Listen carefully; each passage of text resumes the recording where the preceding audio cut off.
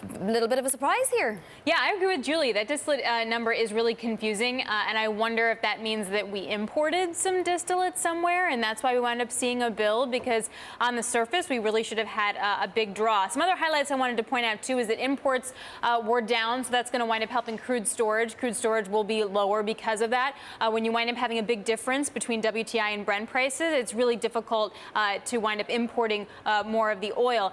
In terms of production, crude production was actually up by 28,000 barrels of oil a day. So that's very interesting because we did have a substantial rally in oil last week as well. So now that we're at 61, what does that mean? Do those production numbers start climbing higher? And what happens in 6 to 12 months when more rigs could come online? Well, it's interesting because up to now, and we're in a little bit of a sort of anomalous period at the moment, but up to now, crude and nat gas inventories had been dropping off a little bit. Explain to us this chart that you brought along, 2836 in the Bloomberg chart. Yeah, so this is a really good, wider take on what we're looking at in terms of inventories. The top line is natural gas inventories.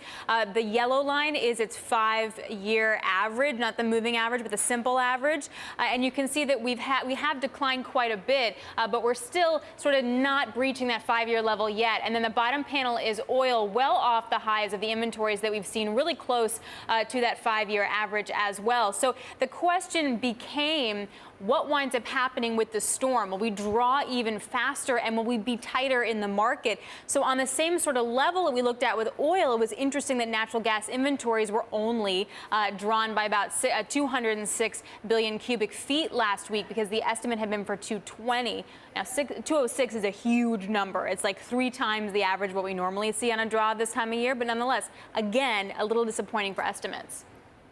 Alix, with oil WTI at multi-year highs, between 61 and 65, do shale producers ramp up drilling now? That's the question. I mean, if I was a shale producer, I'd be like, this is cool. I mean, the concern is that the Dallas Fed came out with a great paper that said that they surveyed hundreds of E&P companies in the U.S., and they said that 61 to 65 was that sweet spot for them. Now, a lot of these producers are hedged, and they were hedged at like 50 or 51. So this kind of rally is not going to mean that much to them.